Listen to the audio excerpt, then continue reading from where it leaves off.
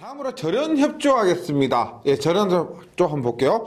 전력계통에서 기기들 간의 절연 강도가, 우리가 절연을 하잖아요. 그 절연이 파괴되지 않도록 절연 강도가 상호 간에 아무 관계없이 정해져서 기기에 따라 필요 이상으로 절연 강도가 높거나 또는 약하게 되어 있으면 계통 전체의 신뢰도가 낮아지므로 이를 방지하기 위해 계통 내 각 기기, 기구 및 애자 등의 상호 간의 적절한 절연 강도를 지니게 함으로써 계통 설계를 합리적 경제적으로 할 수 있게 한 것을 절연협조라 하며, 피레기의 제1보호 대상은 변압기다. 말이 참 어렵죠. 근데 제가 저번 시간에 피레기를 하면서 좀 설명 드렸던 부분입니다. 이런 거 보세요.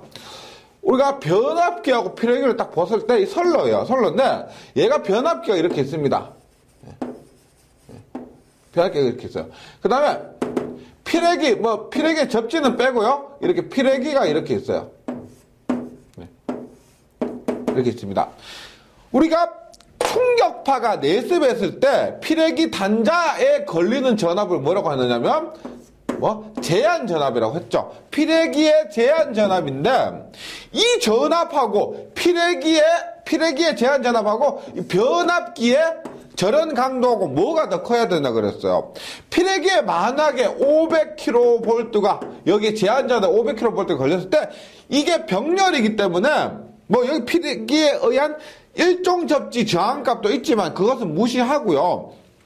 여기에서 이 변압기의 절연 강도가 500kV보다는 높아야 된다고 했죠. 그래야 이 변압기의 절연이 파괴되지 않습니다. 말씀드렸지만 절연은 돈이에요. 무조건 돈만 많으면은 500kg지만 안시정 빵으로 500kg 아니고 5,000kg 이렇게 할 수도 되는 거예요. 근데 이걸 절연 강도를 무시하고 돈만 있다고 이렇게 절연은 무조건 높이 하고 하면은 신뢰도나 경제성에 있어서 이게 그런 부분이 낮아진다는 겁니다. 그래서 보세요. 예를 들어서 피레기를 한 500kg 정도 했다. 그럼 넉넉하게 한 600이나 한 700 정도로 하자. 이렇게 하면은 우리가 경제성도 살릴 수가 있고 안전하게도 할 수가 있다는 겁니다. 그래서 절연협조에 있어서 여기에서 중요한 것은 계통 전리 신뢰도가 낮아진다는 겁니다. 기술적인 신뢰도가 낮아지고 절연협조를 하지 않으면은요. 그 다음에 계통 설계를 합리적 경제적으로 해야 된다는 거예요. 그것을 우리가 이렇게 하는 것은 500kg면 600에서 700 정도, 피레기 다음으로 절연 강도 세야 될 변압기는 600에서 700 정도, 이렇게 하는 것을 우리가 절연에 있어서 협조를 한다는 거예요. 협조. 이렇게 하는 것을 우리가 신뢰도를 높이고 경제적으로 한다는 거예요. 목적은 이겁니다. 그래서 간단하게 피레기하고 변압기만 가지고 얘기를 했는데요. 지금 교재 보시면 154kV 송전 계통의 절연 협조가 있습니다. 송전 계통의 절연 협조 보세요. 그런데 기본적으로 여기에서 그 절연 협조 기본을 피레기로 잡고 있잖아요. 피레기는 변압기 얘를 보호하기 위한 것이고, 이때 피레기의 전압은 뭐냐? 제한 전압입니다. 전격 전압도 아니고 속력 방전 개시 전압도 아니라고요. 여기에서 제한 전압이에요. 제한 전압 기준으로 이렇게 한다는 겁니다. 그래서 지금 교재에 있는데 순서는 기억해 주세요. 지금 피레기가 625고요. 625고 변압기가 750입니다. 750, 100 얼마가 크고요. 그 다음에 기기 부싱이라는 것은 외부와 내부를 연결해주는 부분을 부싱이라고 그러고, 결합 콘덴서, 통전선로에 결합하는 콘덴서 있죠. 그런 콘덴서고요. 그 다음에 선로의 애자가 당연히 절연 강도가 가장 높아야 된다는 겁니다. 이렇게 되는 거예요. 근데 지금 얘가 송전 계통의 절연 협조인데 이게 두 가지가 있습니다. 그러니까 지금 송전 계통인데요. 송전 계통 말고 일반 154kV 절연 협조가 있어요. 154kV 절연 협조. 그때는 지금 선로 애자가 보세요. 지금 여기에서 저희가 송전을 하고 있잖아요. 송전이기 때문에 송전 계통의 송전의 절연 협조는 선로 애자가 920인데 우리가 일반 송전 말고요. 일반 절연 협조라고 하잖아요. 그러면 그것이 860이 돼요. 860. 그 다음에 일반 절연 협조에서는 결합 콘덴서나 기기 부싱 자리에 우리가 개폐 장치가 옵니다. 개폐 장치가 오면서 이거 두 개를 합해서 750kV가 돼요. 750kV. 그 다음에 변압기도 얼마가 냐면 송전 계통이 아니고 일반 계통이면 일반 154kV 절연협조라고 하면 이거 750이 아니고 650이고요. 그 다음에 필레기는 625가 아니고 460이 됩니다. 그래서 송전 계통의 절연협조하고 그 다음에 뭐 일반 절연협조하고 똑같죠. 맥락은 똑같은 그 크기가 다르고요. 그 다음에 송전에서는 지금 결합 콘덴서와 기기 부싱이 있는데 우리가 일반은 뭐다? 개폐 장치가 있다는 겁니다. 개폐 장치가요. 그래서 일반 154kV 송전 계통은 5단계고 그냥 절연협조는 4단계가 되는 겁니다. 그래서 근데 보통 뭐 그 전압 자체를 묻는 것보다는 순서를 묻거든요. 그래서 크게 문제는 잘 안 되는데 순서를 물으면 무조건 애자예요. 애자. 그 다음에 뭐 결합. 뭐 개폐, 부싱 이런 거고 그 다음에 변압기 필레기 가장 낮은 거 필레기 그 다음에 변압기 그 다음에 가장 큰 거 선로애자 이 순서는 변함이 없으니까요 혼동하지 않으셨으면 좋겠습니다. 예. 그 다음에 절연협조였고 그와 유사한 것으로 해서 기준 충격 절연 강도가 있습니다. 기준 충격 절연 강도는 BIL이라고 해요. BIL 그래서 베이직 임펄스 인슐레이션 레벨이라고 해서 BIL 기준 충격 절연 강도 기준 충격을 받았을 때 절연 세기입니다. 이것도 비슷한 거 보세요. 송전기도 시설하는 선로에다 개폐기, 지지에다 변압기 등의 최소 절연 기준값으로 뭘 했다? 필레기의 제한 전압을 기본으로 함으로써 필레기의 제한 전압은 다른 기기류의 기준 충격 절연 강도보다 낮아야 한다는 겁니다. 기준 충격 절연 강도 BIL 요거 말씀드렸지만 뭐 필레기 교재에 있는 거 있죠. 이것과 똑같은 맥락입니다. 예, 기준 충격 절연 강도는 이런 값을 얘기한 것이고요. 전압의 크기를 얘기한 것이고 그 다음에 절연 협조는 뭐냐면 서로 간에 이런 기준 충격 절연 강도가 있으니까 협조를 해야 된다. 그래서 경제적이고 신뢰성을 얻어야 된다. 그런 말입니다. 그 다음에 기기의 여유도는 필레기의 제한 전압 이 기준이라 그랬죠. 필레기의 제한 전압 기준이고 분해 기기류의 기준 충격 절연 강도 예를 들어 변압기 같은 경우 얼마 대입할까요? 750이죠. 즉 기기 여유도를 변압기의 기기 여유도를 하면은 이렇게 돼요. 필레기의 제한 전압 얼마 625분에 변압기 750 마이너스 625 이렇게 한다는 겁니다. 어렵지 않죠. 그래서 필레기의 제한 전압분에 기기류의 기준 충격 절연 강도 마이너스 필레기의 제한 전압 이것이 기기의 여유도다 해서 공식 자체는 굉장히 쉽습니다. 네, 정리를 한번 해주시고요. 시험에 종종 자주 나옵니다. 절연 협조도 그렇고 BIL도 그렇고 자주 나와요. 그 다음에 가서 다음 페이지 가시면 보호 계전 방식이라고 합니다. 보호 계전 방식 보세요. 우리가 4장에서 고장 계산을 했죠. 고장 계산에서 뭐다? 지락사고, 단락사고, 뭐 단선사고 이런 부분에 대해서 얘기를 했습니다. 그러면 사고가 났는데 우리가 멀뚱히 보고만 했으면 안 되죠. 그럼 사고가 나면 기본적으로 어떤 조치를 취해야 돼요? 차단기를 안전을 위해서 차단기를 차단시켜야 됩니다. 물론 사람의 안전도 있고 제일 조금 골치 아픈 이런 게 있겠죠.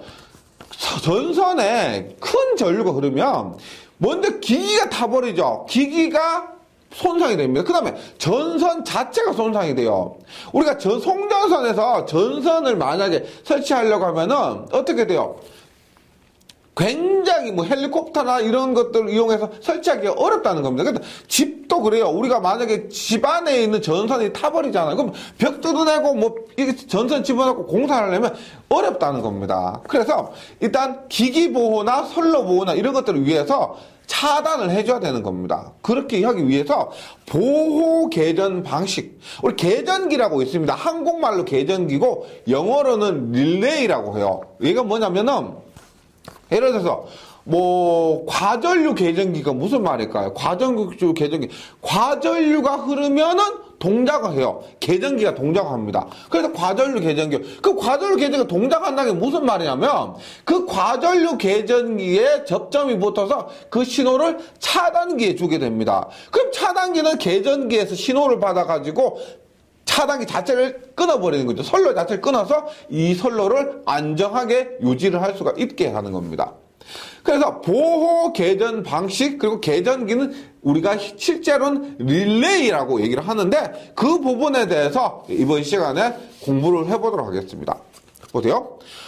보호 계전기 사용 목적, 이 계전기는 보호하기 위해서입니다. 한번 어려운 거 아니니까요. 말만 그냥 싹 정리해 주시면 괜찮습니다. 보세요. 고장의 종류, 지락이냐, 단락이냐, 단선이냐, 그 다음에 고장 전류와 전압, 뭐, 영상 전압이냐, 과전압이냐, 과전류냐, 이런 것들. 종류, 전류와 전압. 고장점의 위치, 이것이 전단이냐, 후단이냐, 뭐, 갈라졌으면 왼쪽이냐, 오른쪽이냐, 이런 것들이요. 정확하게 검출해서 고장 구간 고속도로 선택 차단하는 지령을 내리는 등 개통 보호를 위한 기능입니다. 여기까지 크게 어려운 거 없죠? 예. 한번 이거 보시고요. 그 보호 계전기 구비 조건이 있습니다. 이 보호 계전기 종류 굉장히 많은데 일단 공통적으로 구비 조건이 뭐냐면 보세요. 첫 번째. 고장의 정도 및 위치를 정확히 파악할 것. 네, 당연한 소리죠. 맞죠? 동작이 예민해야 되겠죠. 동작이 예민하고요. 어떤 고장이라도 이 고장이 나면 골치가 아프기 때문에 예민하게 동작하고 오동작이 없어야 됩니다. 신뢰도가 있어야 되고요. 그 다음 소비 전력이 적고 경제적일 것. 뭐 두말할 소리 없고요. 적당한 후비 보호 능력이 있을 것. 예, 요 후비 보호 능력은 뒷부분에 여기 이쪽 바로 밑에 있습니다. 후비 보호 능력이 있을 것입니다. 그럼 보호계전의 방식의 구성입니다. 보호계전 방식이 어떻게 되어 있느냐? 첫 번째, 주보호계전 방식이요. 주보호계전 방식. 우리가 이렇게 보시면 돼요. 이거, 지금, 보호계전 방식이요.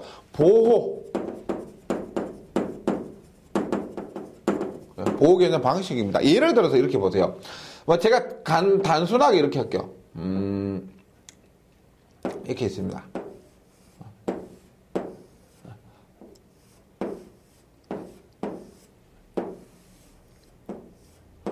네. 이렇게 있어요, 이렇게. 여기 뭐 변압기를 할게요. 변압기 이렇게 했는데, 보세요. 얘가 계전기입니다. 계전기인데, 지금 여기에 문제가 생겼어요. 여기에 문제가 생깁니다. 그러면, 가장 먼저 얘가 문제가 생겼으니까 여기가 동작을 해야 됩니다. 맞죠? 동작을 해서 차단을 해야 되는데 지금 얘가 만약에 고장이 나면 어떻게 돼요? 지금 보세요. 요 놈을 우리가 주보호라 그래요. 주보호. 네, 주보호입니다. 그러면 얘가 고장 났으니까 당연히 얘가 차단해야 되겠죠. 근데 얘가 만약 고장이 나서 주보호가 고장이 나서 그걸 차단을 못 합니다. 그럼 어떻게 돼요? 우리가 그 다음으로 차단책으로 얘가 차단을 해야 된다는 거죠. 맞죠? 비록 얘까지 지금 얘가 이렇게 가서 이렇게 두 쪽으로 전기를 공급하고 있는데 얘도 차단될지라도 이 전체를 보호하기 위해서는 주보호, 그 다음에 요 놈을 우리가 후비보호라고 해요. 후비보호. 예를 들어서 이렇다는 겁니다. 얘가 못하면 얘가 동작을 한다. 그래서 백업 보호라고 그래요. 백업, 후비보호라고 합니다. 그래서 봅니다. 주보호 계전 방식이 뭐냐? 주보호는 사고 제거를 위해 최소 범위의 정전으로 끝나게끔 하는 지령 차단을 내리는 방식입니다. 당연히 얘가 차단될 필요는 없죠. 얘만 차단되면 끝이에요. 이렇게 하는 건데 후비보호 계전 방식을 우리가 백업이라고 합니다. 백업 무슨 말인지 아시겠죠? 선수로 백업 선수 있잖아. 뭐 뒤에서 받쳐주는 겁니다. 그래서 주보호 계전기로 보호할 수 없을 경우 이것을 백업함과 동시에 사고 파급의 확대를 방지하는 것으로서 주보호 계전기와 함께 설치된다, 병설된다라고 합니다. 함께 설치되고, 그 다음에 주보호 계전기에 결함이 있어서 정상 동작할 수 없는 상태에서 있는 구간의 사고, 차단기 사고 등 주보호 계전기로 보호할 수 없는 장소의 사고 등을 이렇게 후비보호 계전기가 동작을 해서 백업을 해준다는 겁니다. 말이 어렵지 않죠? 이렇게 하는 거예요. 그 다음에 보호 계전기에 종류가 있는데요. 보호 계전기에 종류가 많은데, 보세요. 첫 번째, 동작 기구상의 종류입니다. 이것이 보호 계전기가 예를 들어서 이렇게 돼요. 우리가 과전류가 그러잖아요. 그러면 떨어져 있던 접점이 붙어요. 부습이 떨어질 때 접점이 붙어요. 그러면 얘 원리가 뭐냐는 거죠. 떨어져 있던 걸 붓는다면 그 붓는 힘이 있겠죠. 힘을 발생하는 원리가 여러 가지가 있다는 겁니다. 그래서 보세요. 유도형 계전기. 유도형 계전기는 우리가 전기 기기 시간에 유도 전동기라고 배웁니다. 유도 전동기라고 있어요. 그것과 똑같이 유도형 계전기예요. 유도 작용에 의해서 우리가 전자 유도 작용이 있습니다. 우리가 플레밍의 왼손 법칙에서 전도기에 힘이 발생한다 그런 것들이에요. 유도 작용에서 원판에 생기는 토크를 사용해서 우리 기기 시간에 R하고 원판 이런 거 있습니다. 그러니까 한 바퀴 도시거나 기기를 공부하시고 오신 분은 좀 더 이해가 나으실 거예요. 그래서 원판에 생긴 토크를 사용해서 접점을 개폐하는 구조고 이것이 힘이 크기 때문에 송전 계통에 가장 많이 사용하는 것이 유도형 계전기가 됩니다. 그 다음 전류 역계형 계전기는 유도 계전기 중에서 단상 유도 전동기라고 보시면 돼요. 단상 유도 전동 보세요. 고정 코일과 가동 코일에 고정 코일과 가동 코일이 있는데 여기 전류를 흘려서 이 사이에 작용하는 토크를 이용하는 구조고 얘는 고속도 동작이 가능합니다. 고속도 동작이 가능하다. 그래서 유도형 계전기는 송전계통에 많이 사용하고 전류역계형 계전기는 고속도 동작이 가능하고 가동 철심형 계전기는 전류 코일에 전자력이 있습니다. 전자력이라는 것이 전류가 자기 안에서 받는 힘을 전자력이라 그래요. 전자력만으로 철심을 운동하는데 얘는 그 힘이 약하기 때문에 보조 계전기로 사용합니다. 보조 계전기로 사용하고 가동 코일형이 있어요. 가동 코일형은 직육 이렇게 기억하시면 되겠습니다. 그래서 동작 원리에 의해서 유도형, 전류력계형, 가동 철심형, 가동 코일형이 있는데 이 부분들을 정리를 해주시기 바랍니다. 그 다음 더 많이 나오는 것이 동작 시간에 의한 종류가 있어요. 동작 시간에서. 동작 시간이에요. 요거는 굉장히 많이 나오는데, 보세요. 동작 시간. 네. 시간입니다. 시간. 네. 어떻게 보세요? 우리가 상식적으로 이렇게 있습니다. 지금 4가지가 있는데, 첫 번째, 두 번째, 세 번째, 네 번째. 보세요. 요건 종류 한 겁니다. 굉장히 시간이 많이 나오고, 보세요. 순한시가 있어요. 순한시. 예, 그 다음에 정한시. 예, 반한시. 예, 그 다음에 반한시, 정한시. 예, 이렇게 있습니다. 보세요. 일단 순한시라는 것은 고장 즉시. 예. 고장 즉시. 그러니까 고장이 흐르잖아. 그러면 인정사정 발 필요 없이 고장만 났다고 하면 바로 동작해버리는 겁니다. 이것이 순한시예요. 말은 어렵지 않죠. 보세요. 고속도 계전기로서 고장 검출 즉시 동작하는 계전기를 순한시라고 합니다. 그 다음에 정한시는 뭐냐면 정해진 시간이요. 고장 후 T초 뒤. 예. 고장이 났잖아. 근데 T초 뒤에 동작하는 겁니다. 보세요. 고장 검출 일정 시간 후에 동작하는 계전기. 이런 거예요. 그러니까 얘는 우리 고장이 났잖아. 고장이 났는데 이게 진짜 고장이 애매하다는 겁니다. 만약에 10A가 고장 마지노선을 해요. 10A가 정말 일시적일 수도 있고 기속될 수도 있잖아. 그러니까 근데 진짜 일시적일 때 순환시는 동작해버리잖아. 그걸 차단해버리는데, 그래서 문제가 생기는데, 정한시는 한번 믿고 보는 겁니다. 아유, 진짜 고장이냐, 조금만 살펴보자. 해서 이것이 정한시가 되는 거야. 반한시는 보세요. 우리가 일반적으로, 상식적으로 이렇게 되는 거죠. 보세요. 고장전류가 크면 위험하죠. 맞죠? 고장전류가 크면은 위험합니다. 그럼 빨리 동작해야 되겠고, 그 다음에 고장전류 좀 작으면은, 야, 이거, 그냥 위험하지 않은데 천천히 동작해도 된다는 겁니다. 그래서 요거는 뭐냐면 고장 전류 크면은 동작 시간이 짧고요. 동작 시간이 짧습니다. 뭔 말인지 아시겠죠?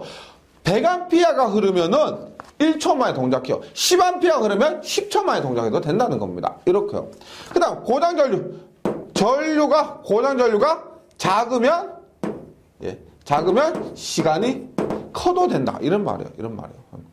그 다음에 반한시성 정한시는 뭐냐면 똑같아요. 고장 전류가 크면은 시간 t가 짧다가 일정 전류부터 정한시 특성을 갖는 겁니다. 그래서 보세요.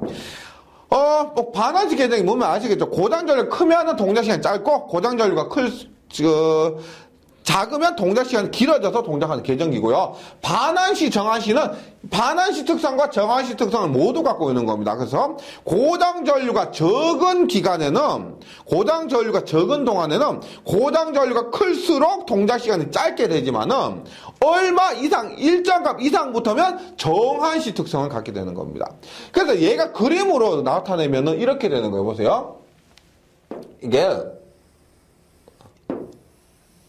교재 있죠? 보세요. 이게 동작 전류 I고요. 동작 전류 I고 이것이 동작 시간입니다. 시간일 때 일단 순환시는 뭐냐면 고장 전류가 이만큼이든 어떻게든 동작 시간은 똑같아요. 전류가 어떻든 간에 동작 시간은 똑같습니다. 그 다음에 정한시는 뭐냐면 그래도 어떤 값이 나도 시간이 요거보다 조금 위로 올라가는 거예요. 시간이 조금 더 걸린다는 겁니다. 그래서 이것이 정한시예요. 정한시. 그 다음에 반환시는 뭐냐면 반환시 빨간색으로 할게요. 동작 전류가 작으면 시간도 길어도 돼요. 길어도 되는데 동작 전류가 고장전류 커요. 이만큼 크다 그러면 시간이 굉장히 짧아져야 된다는 겁니다. 그래서 이렇게 연결하는 것이 반환시입니다. 반환시. 그럼 우리가 반환시성, 정한시성, 반환시, 정한시성은 뭐냐? 보세요. 동작 전류가 작으면은 이 시간이 작아도 된다. 동작 전류가 여기 있지만 전류가 크면은 시간이 짧아야 된다는 거죠. 짧은데 만약 일정 전류부터는 정한시 특성을 가진다. 그래서 얘는 이렇게 보거든. 이렇게 나오다가 이렇게 되는 거예요. 이렇게 일정 값은 이렇게 되고요. 그 다음에 여기에서는 전류가 작을 때는 시간이 짧아야 된다. 커야 된다. 이렇게 되는 거예요. 그래서 요거 그림 있죠. 그림 외운 거나 뭐 이해 안 되는 크게 어려움이 없을 겁니다. 요 부분 시험이 굉장히 잘 나오니까요. 꼭 좀 기억을 해 주시기 바라고요. 그 다음에 이 동작 시안에 의한 것이었고 시안에 의한 것이었고 고장의 종류가 있겠죠. 고장의 종류에 의한 거 이게 진짜인데 고장 종류는 우리 크게 나눴을 때 어떻게 되겠까요? 단락고장과 지락고장이 있을 겁니다. 단락고장과 지락고장. 근데 단락고장은 4단에서 했지만 정격전류보다 굉장히 커요. 네. 정격전류 굉장히 큽니다. 근데 여기에 지락전류는 그게지 고장이니까 크기는 크지만은 지락사고 크기야 하기만은 이 상황에 따라 틀려요. 뭐 앞에서 했지만 직접 접지나 고장이 똑같이 지락고장이 나더라도 직접 접지나 뭐 소리액서 접지나 비접지냐에 따라서 다릅니다. 다르고요. 그래서 지락전류는 단락전류보다도 굉장히 작습니다. 뭐 고장 발생 확률은 지락전류가 굉장히 지락사고 많지만은 문제가 되는 것은 단락사고란 거죠. 네, 그래서 지금 단락사고 보호 목적으로 하는데 이 단락사고는 말씀드렸지만은 전류가 굉장히 크다는 거예요. 이걸 염두에 두시면 보세요. 단락보호 목적의 계전기는 일단 단락이 되면 쇼트가 되면 과전류가 흐르죠. 그래서 과전류 계전기가 있습니다. 과전류 계전기 단락 보면 일반적으로 전격 전류보다 20배가 넘는 이런 전류가 흘러요. 그래서 과전류 계전기인데 우리가 OC 혹은 OCR이라고 하면 계전기를 우리가 영어로 릴리라고 했죠. 그래서 OC는 오버커런트예요. 오버커런트의 OC에 R은 릴레이에서 OCR 혹은 OC 이렇게 얘기를 합니다. 그래서 전류가 일정 값 이상으로 흘렀을 때 동작하는 계전기고 그 다음에 부적전압 계전기 언더볼테이지요. 전압이 떨어졌다는 거 언더볼테이지 전압이 일정 값 이하로 되었을 때 동작하는 계전기. 그 다음에 단락 방향 계전기 우리가 단락이 쇼트죠. 쇼트의 S고 우리가 방향이 다이렉셔널이라고 해서 방향은 다이렉셔널 쇼트에서 DS라고 합니다. DS 뭐냐? 방향성을 가진다는 거예요. 어느 방향에서 쇼트가 났나? 그것을 알 수가 있는 겁니다. 그래서 어느 일정 방향으로 일정 값 이상의 단락전류가 흘렀을 때 동작하는 계전기로서 역전력 계전기라고도 합니다. 그래서 선택 단락 계전기 우리가 선택이 뭐예요? 선택은 셀렉션이라고 하죠. 셀렉션의 S고요. 단락은 쇼트입니다. 그래서 선택 단락은 SS가 됩니다. 셀렉션 쇼트에서 SS요. 근데 선택이 나오잖아. 그러면 선택이 나오면 무조건 병행 2회선이 나와야 됩니다. 뭐냐면 병행 2회선 중에서 어느 라인이 고장 났는지를 선택한다고 해서 선택 2회선 계정기, 선택 단락 계정기입니다. 그래서 선택이 나오면 얘는 병행 이런 말이 나와야 돼요. 병행 2회선 속력선로에서 한쪽에 1회선 단락 고장이 발생했을 경우 고장 회선의 선택 차단, 이 선택 단락 계정기 SS가 되고요. 그 다음에 거리 계정기, 거리가 지금 Z라고 되어 있죠. 맞죠? 얘는 임피던스 계정기라고 합니다. 거리 계정기 혹은 임피던스 계정기. 얘가 거리, 전압과 전류 있죠. 전류분의 전압이 임피던스죠. 전류분의 전압이 임피던스입니다. 그것으로 측정하는 것이 우리 거리 계정기 혹은 임피던스 계정기 이렇게 얘기합니다. 보세요. 계정기가 설치된 위치로부터 고장점까지의 전기적 거리에 비례한 비례한 한시에서 동작하는 것이 이 거리 계정기 혹은 임피던스 계정기입니다. 똑같은 거예요. 똑같은 거. 그 다음 방향 거리 계정기 뭘까요? 우리가 거리는 임피던스 계정이라고 했죠. 그래서 Z고요. 방향은 또 다이렉셔널 해서 DZ 이렇게 되는 겁니다. 거리 계정기에 방향성까지 준 것이 방향 거리 계정기 DZ가 됩니다. 그 다음에 지락 보호 목적의 계정기입니다. 지락 보호가 굉장히 많이 발생하는데 종류는 이것을 차단한 종류는 적습니다. 보세요. 일단 지락이 발생해도 과전류가 흐르죠. 그래서 앞에서 OC 혹은 OCR 과전류 계정기인데 OC에 지락이 발생하면 GR이 되는 거. OC에 지락 계정이라고 해서 GR이 되는 거예요. 지락. 여기서 G는 그라운드입니다. 접지, 땅 그라운드 이것을 얘기하는 거야. 자, OCR이 그냥 과전류 계정기인데 OCGR은 지락 과전류 계정 혹은 과전류 지락 계정기 이렇게 얘기를 합니다. 이 순서는요, 어떤 데 지락 과전류 계정기, 과전류 지락 계정기 이렇게 하는데 외국에서 건너오다 보니까 뭐 책마다 좀 틀리고 그렇게 해요. 네. 지락 과전류 계정기, 과전류 지락 계정기 이렇게 하고요. 얘는 보통 OCGR은 있죠. 실기에서 꼼꼼하게 다루겠지만은 3상 4선식에서 얘기를 하는데 일단 단락보다는 지락일 때 전류가 굉장히 작습니다. 그래서 과전류 계전기보다 일반 과전류가 단락 사고 시에 보호하는 것이 과전류 계전기라 했는데 여기보다 그 전류가 확실히 낮다는 겁니다. 그래서 과전류 계전기의 동작 전류를 특별히 작게 하는 것입니다. 지락사고는 단락사고보다 전류가 작기 때문에 그래요. 그 다음 방향 지락 계정기 뭘까요? 예. 방향은 앞에서 다이렉셔널 그랬죠. 다이렉셔널 그라운드에서 DG고요. DGR 이렇게 얘기합니다. 얘는 과전류 지락 계전기에 방향성을 준 것인데 우리가 OCGR은 일반적으로 3상 4선식 이런 데 사용해요. 그 다음에 DGR이죠. DGR 얘는 3상 4선식이긴 한데 3상 4선식이라기보다는 우리가 저항접지 있죠. 저항접지 지락전류 작죠. 저항접지에서 보통 DGR을 사용하고요. 그 다음에 SGR 있죠. SGR은 3상 3선식에서 얘는 영상변륙이라고 있어요. 영상변륙이 ZCT하고 조합해서 보통 사용하는데 요즘 많이 사용하는 이 SGR 있죠. 비접지 방식에서 SGR이 많이 사용합니다. 그래서 방향 지락 계정기는 DGR 넣어서 사실상 요즘은 많이 사용하지 않습니다. 그래서 과전류 지락 계정기 방향성을 준 것인데 선택 지락 계정기 SG라고 되어 있는데 계정기까지 해서 SGR이 병행 위에서 앞에서 말씀드렸지만 선택이 들어가면 이 S가 선택이 들어가면 셀렉션이 이 S가 들어갑니다. 그래서 병행 위에서 송전소리에서 한 선에 회선에 지락 고장이 생겼을 때 검출해서 고장 회선만을 선택 차단하는 것이 이 SGR인데 지금 여기에 책에는 언급되어 있지 않지만요. 실제 현장에서 OCGR 3상 4선식 많이 사용하고 그 다음에 SGR이 3상 3선식에서 많이 사용한다. 예, 요런 정도 기억을 해주시면 좋겠습니다. 그 다음에 고장인데 단락도 아니고 지락도 아니고 기타 목적의 계전기입니다. 기타 목적의 계전기는 보시면 주파수 계전기가 우리 주파수가 뭐예요? 영어로 프리퀀시죠. 그래서 F라고 하는데 계통의 주파수가 허용폭 이상으로 변동했을 때 하는 동작입니다. 주파수가 많이 변했을 때 동작하는 것이고 탈조 계전기, 탈조가 우리가 뭐냐? 탈조가 스텝 아웃이라고 그래요. 스텝 아웃에서 스텝 아웃의 SO라고 그럽니다. 탈조, 이탈했다는 거죠. 그래서 송전계통 발생한 고장 때문에 일부 계통 위상각이 커져서 동기를 벗어나려고 할 경우 검출하고 차단하는 것이 탈조 계전기 SO가 됩니다. 네. 그 다음에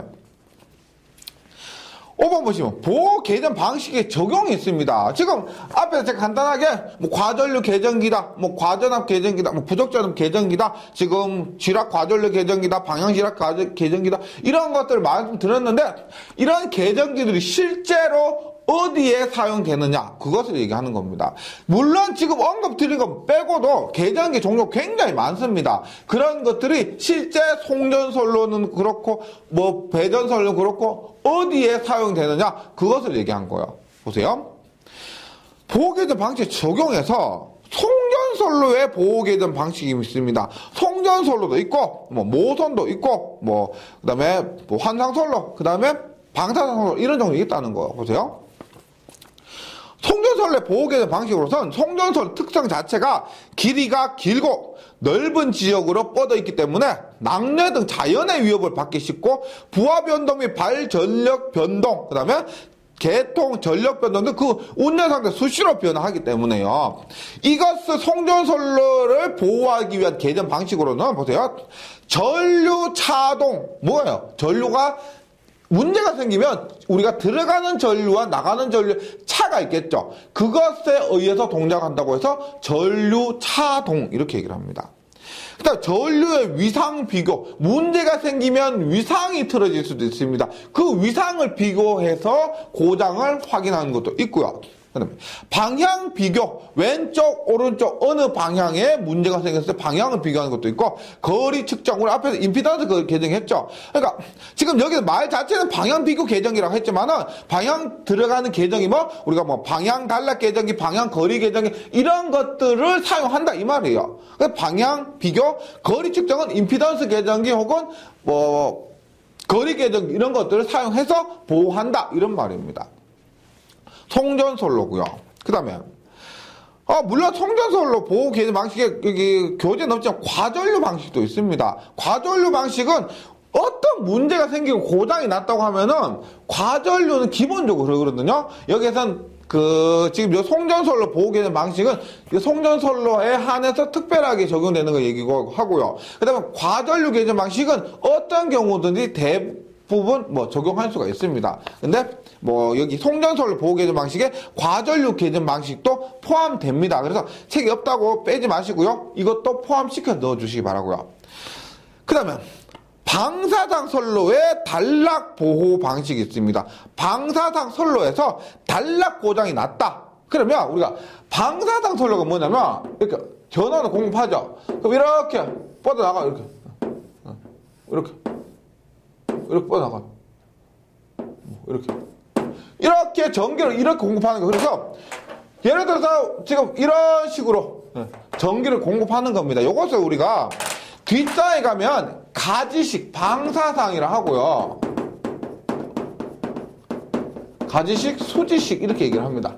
가지식, 수지식 이렇게 했을 때 전원이 한 단에만 있고 여기에 만약에 단락 사고가 났다. 여기에 단락 사고가 났다. 그렇게 했을 때 보호 계전 방식으로 뭐가 있느냐면은 표시선 계전 방식이 있어요. 표시선 계전 방식. 이 표시선 계전 방식은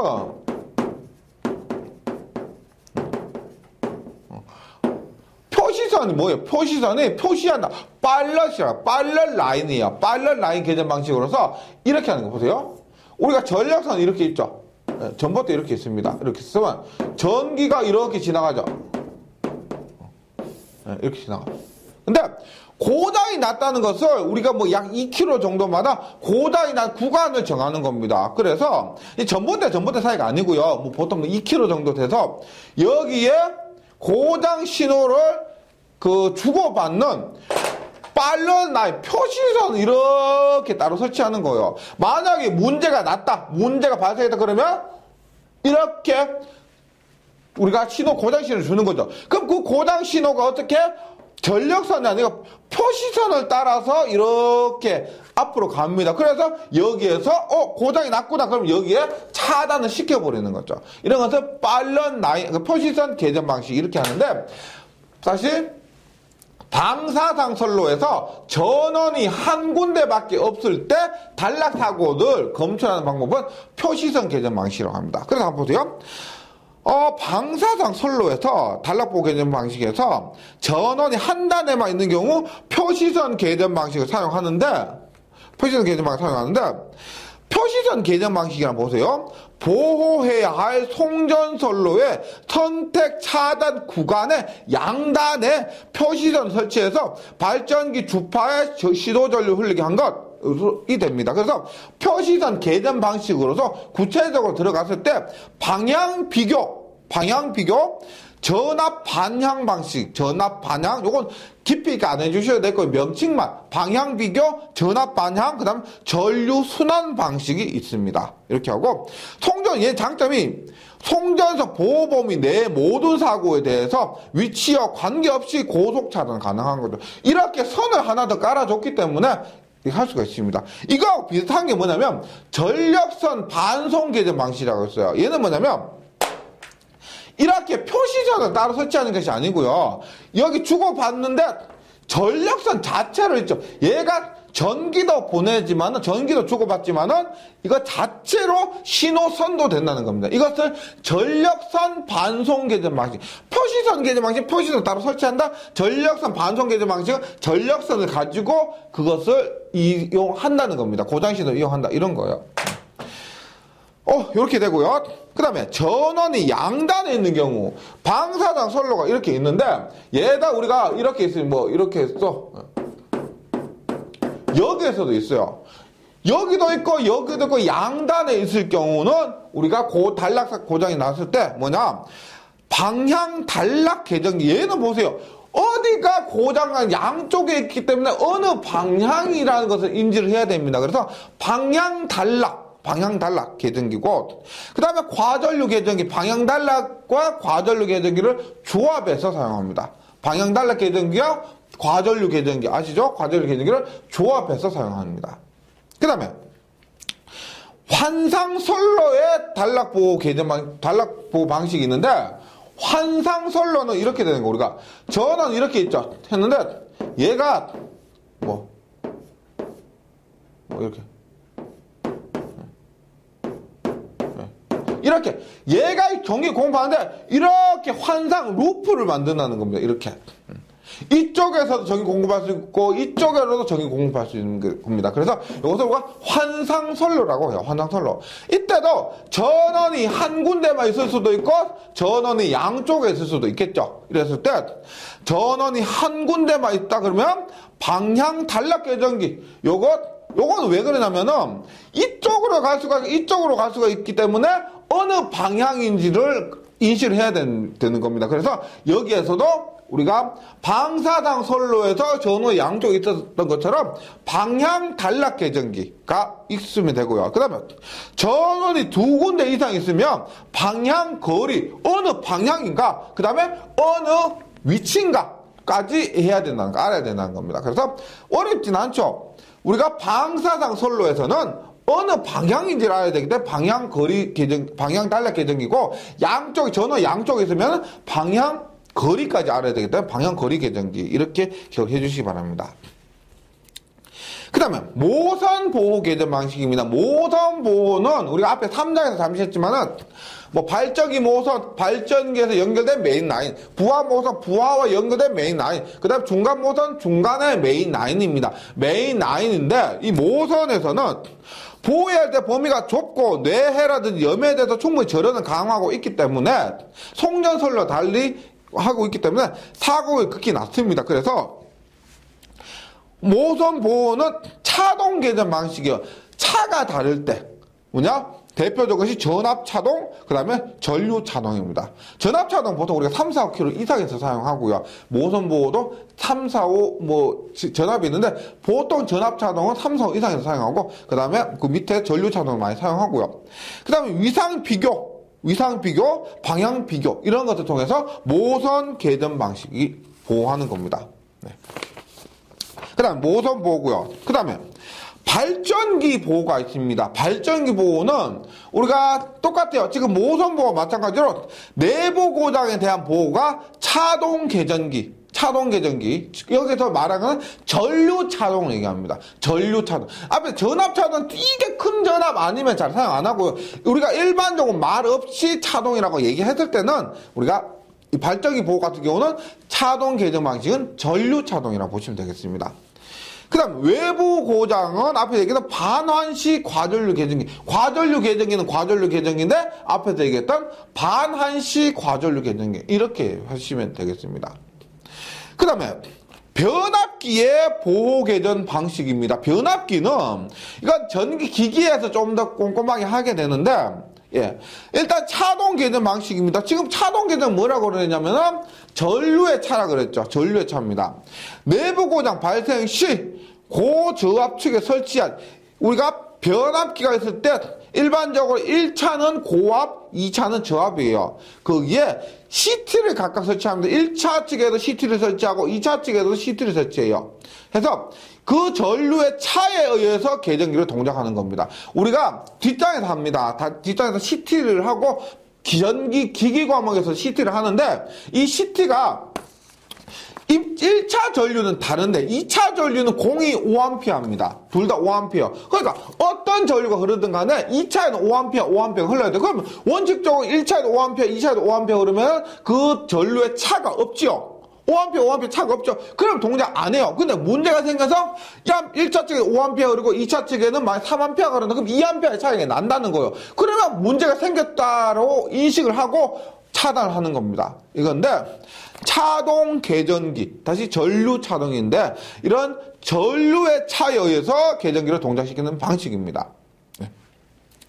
그런데, 실제는 있죠. 지금, 차동 개전기를 했지만 실제 변압기에서는요 만약에 차동 개전기라고 하면은 잘 사용 안 해요. 밑에 있는 비율 차동 개전기를 사용합니다. 왜 그러냐면 변압기에는 일단 일반 부하 전류뿐만 아니고 여자 전류도 흐르고 뭐 도립 전류도 흐르고 그것이 1차, 2차에 딱 이렇게 배분된 게 아니거든요. 그래서 특별한 그런 전류들 때문에 전류차로 동작하는 이런 차동 개전기 실제 잘 사용 안 해요. 실제 사용하는 것은 비율 차동 개전기입니다. 뭐냐? 차가 있으면 동작하는 게 아니고 이 차가 얼마의 비율, 일정 비율 약 30% 정도를 잡습니다. 30%의 차가 이상 발생하면은 동작하는 거예요. 그것을 비율 차동 개전기라고 하고 실제로는 이것을 더 많이 사용한다는 겁니다. 거의 변압기에서는 변압기에서 비율 차동 개전기가 더 많이 사용한다. 거의 얘를 사용한다. 이렇게 보시면 되겠습니다. 그래서 내부 고장 발생 시 고저압 측에 설치한 CT의 2차 측에 억제 코일에 흐르는 전류가 일정 비율 이상 되었을 때 개전기가 동작하는 방식으로서 이것을 비율 차동 개전기를 하고요. 그 다음에 부호월적 개전, 얘는 발전기에 사용 안 되고 오직 변압기에서만 사용할 수가 있습니다. 부호월적 개전기는 변압기 내부 고장으로 인한 절연류, 고장이 발생하면 온도가 상승하죠. 그럼 절연류의 온도가 상승하게 됩니다. 그럼 온도 상승이 발생하는 유증기를 검출해서 온도 상승이 발생하는 그 증기를 검출해서 경보비 차단을 하기 위한 것이 부호월적 개전기로서 변압기 전용입니다. 변압기 전용. 요런 뭐 부호월적 개전기나 지금 교재에는 콘서베이터 이런 부분에 있어서는 전기 기기 과목의 변압기 부분을 더 참고해 주시면 좋겠습니다. 네. 그래서 여기까지 이상전압의 보호 개전 방식, 이론 부분을 했고요. 이 부분 딱 정리해 주시면 문제 풀이는 있죠? 주주주죽 풀릴 겁니다. 한번 믿고 정리 한번 해보세요. 문제 잘 풀리면 기분 좋잖아. 한번 정리해 주시고 저는 다음 시간에 다시 뵙도록 하겠습니다. 수고하셨습니다.